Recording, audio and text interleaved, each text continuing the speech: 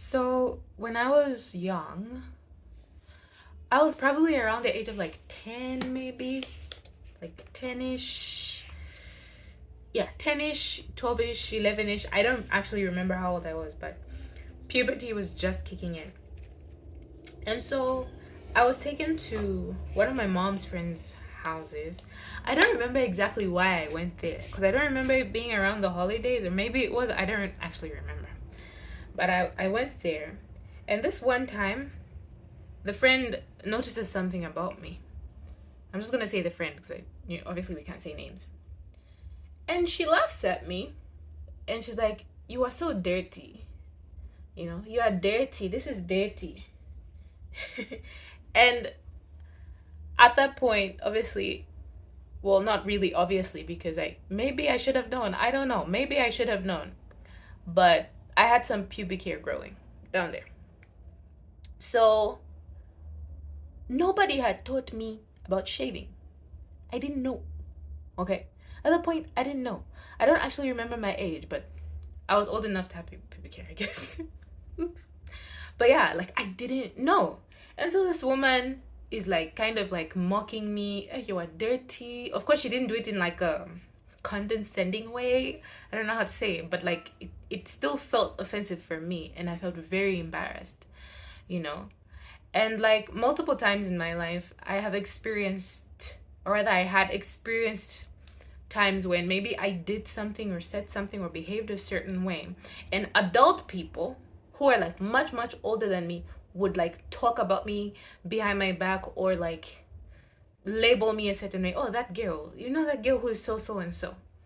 And none of these adult people ever contributed in my life or ever approached me to teach me any of these things. Instead, they made fun of me or mocked me or stuff like that. You know?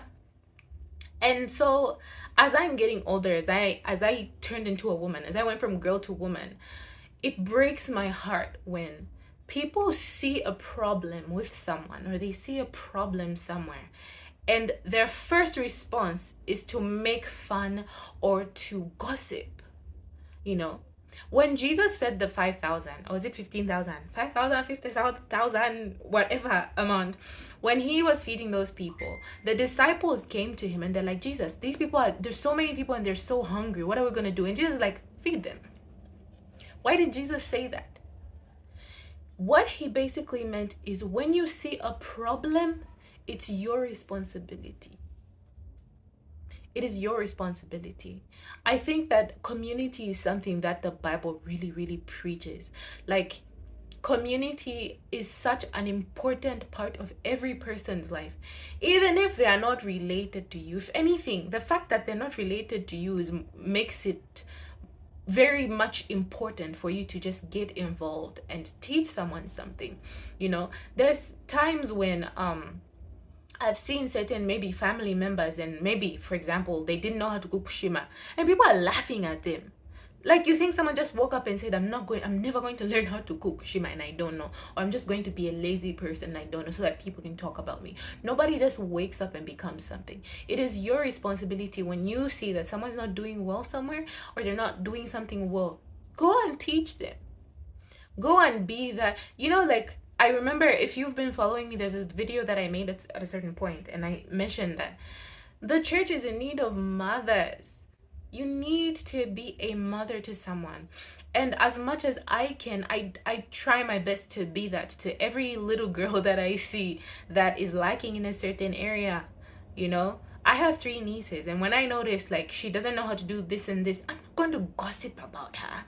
I'm going to make an effort to help her, to teach her what she needs to learn. So yeah, it's something that's been on my mind, and I believe we can do, but especially as the church. The Bible you read talks about these things, but it's like people are completely oblivious to it. When Jesus said, "Feed my sheep," what do you think he's saying? There was a point in my life, I was engaged to this guy who's not good for me, and certain people had noticed this. Well, thank God for my mother and my grandmother, who were those people for me in my life, and they spoke to me. But there's people who could have talked to me, They could have contributed to that advice. They could have directed me, but they were talking about me on the side. Some people were even from church, you know? And that excuse me, but that's devilish. That is devilish. And it's so wrong. It's wrong. Yeah. Actually, that's why I made this video. To rebuke everybody who does that. Stop. Be a kind person. Love. There are people who you teach something and they might not even learn there and then. And that's why love comes in. Because love is patient and kind. And love is unconditional. That even if when you make an effort to help someone, they don't appreciate it, they're ungrateful, that's the closest you ever get to being Jesus.